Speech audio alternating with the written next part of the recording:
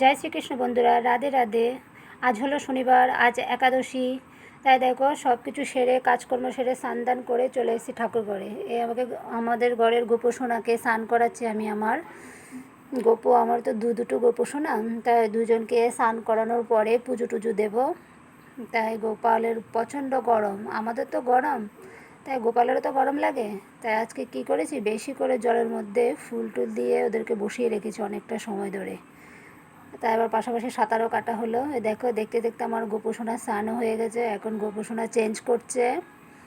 আর আমি এদিকে সব কিছু রেডি করে রেখেছি। পাশে আমার আরও একটা গোপোষণা রয়েছে, দেখো ওনাকেও স্নান দান করানো হচ্ছে। স্নান দান করানোর পরে দুজনকে একসঙ্গে রেডি করব, রেডি করে দিয়ে আমি আমার পুজো করব।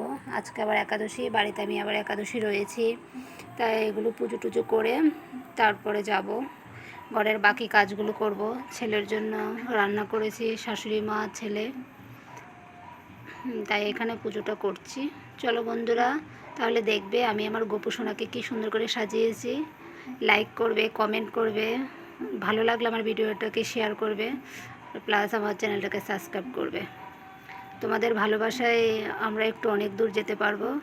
দেখো বন্ধুরা, আমার গোপোষণাকে রেডি করে বসিয়ে দিয়েছি, আর এখানে ফুল টুল দিয়ে সব কিছু রেডি করে দিয়েছি। আমার পুজোও কমপ্লিট হয়ে গেছে।